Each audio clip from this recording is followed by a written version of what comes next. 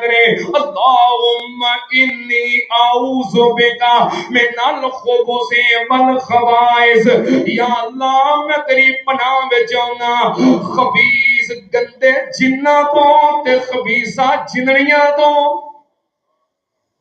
ایک مسئلہ ثابت ہویا کہ اے واش روم وچ انہاں دا ڈیرا بسیرا ہوندا ہے، جان تو پہلو دعا پڑھ کے جانا چاہیے۔ دوسرا مسئلہ یہ ثابت ہویا کہ انہاں دے مذکر مؤنث ہوندے نے، جن بھی ہوندے نے جنڑیاں بھی ہوندیاں نے۔ ایک اور حدیث نبی پاک نے فرمایا جدوں ابن آدم دعا پڑھ کے تے قضائے حاجت واسطے بیٹھدا ہے، اللہ پاک جناں اور ایدی شرمگاہ دے درمیان پردہ حائل کر دیندا ہے، پھر جن اینو ویکھ سکدے نہیں۔ اس واسطے دعا پڑھ کے جایا کرو اور اپنے بچیاں بھی پڑھایا کرو، یاد کرواؤ، تلقین کریا کرو۔ دعا پڑھن تو بغیر بیت الخلاء داخل نہ ہون دیا کرو۔ اور اگر جڑے چھوٹے بچے نے جڑے دعا پڑھ نہیں سکتے، سال دا 2 سال دا چھوٹے چھوٹے بچے نے، انہاں نوں قضائے حاجت بیت الخلاء لے جان تو پہلو، پیشاب کروان تو پہلو آپ دعا پڑھ لیا کرو، تے پھر جن نقصان پہنچا سکتے نہیں۔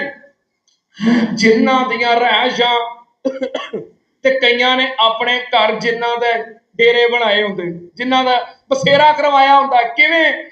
نبی پاک صلی اللہ علیہ وسلم نے فرمایا اذا ولجا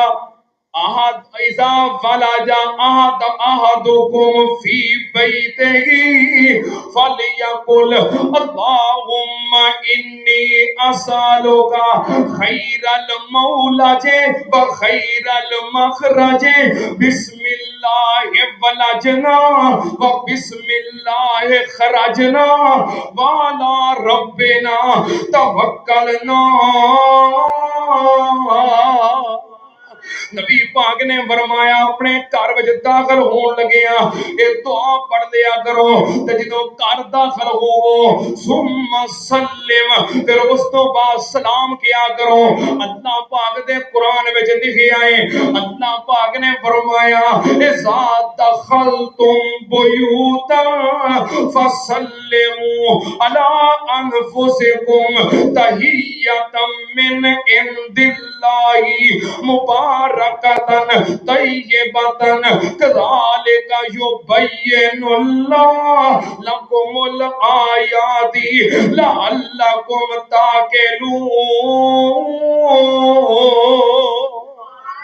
اللہ پاک نے فرمایا جنہوں اپنے کرم